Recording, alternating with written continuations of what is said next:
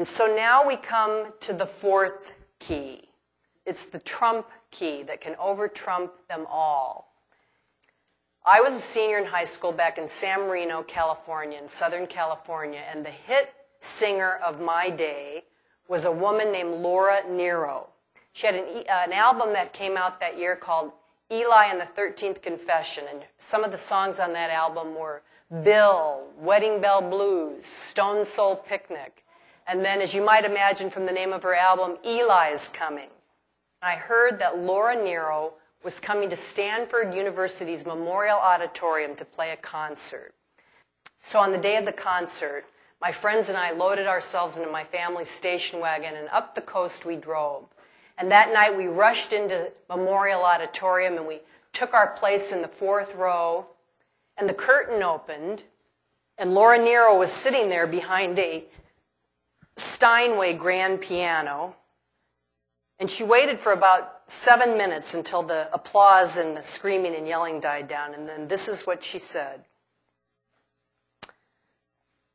I'm going to play a song off my album, and some of you may be familiar with it, and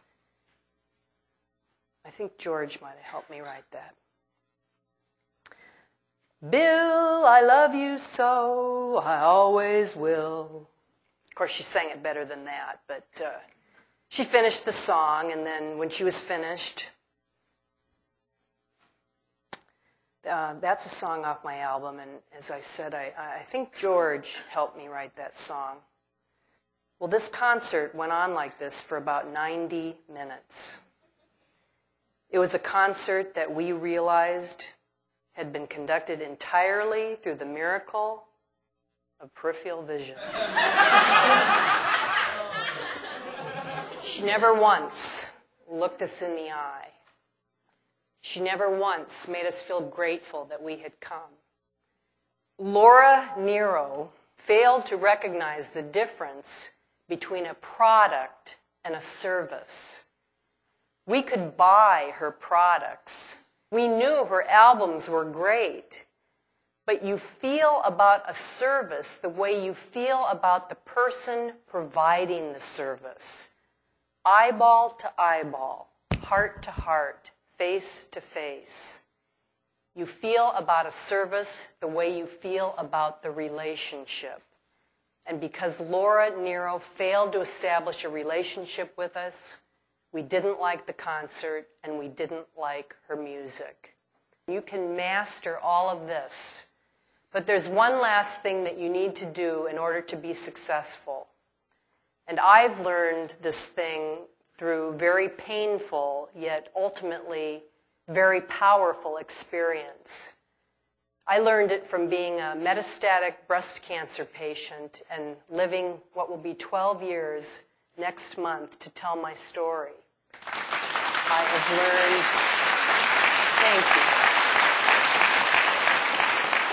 I have learned this from leaving a secure job with a salary, benefits, commissions, bonuses, to no real job at all, only a dream I had that I wanted to help cancer patients and their families. I look at these and other critical moments in my life, and I realize that I have come to a place where I feel totally fulfilled, a place we all aspire to in our lives and for those of our children. But I've learned that the path to pleasure has been through pain, and that it's ultimately all in the risks that we have taken. Because it's not the ones that you have asked to dance that you will regret. It's the ones that you haven't. And in his massive book, you get very few hints as to the differences. And you really wonder if he's going to answer the question. And there on the last page of his book, he does.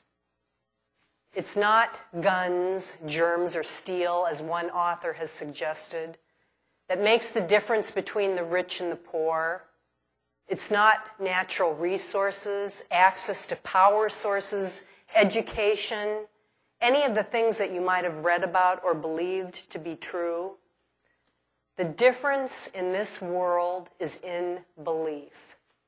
in this world, the optimists have it. In optimism is everything: revival, transformation, art, renewal. The optimists take the risks that others fail to see.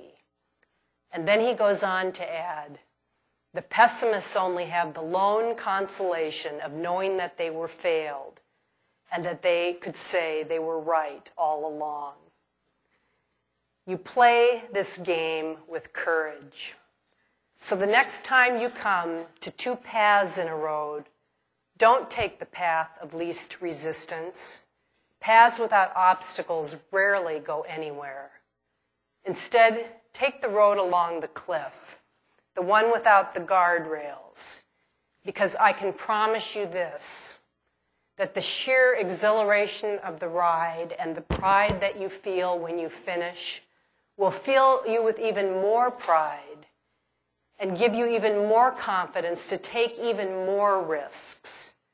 And that one day will bring you more money, but every day will leave you utterly more fulfilled. Thank you very much.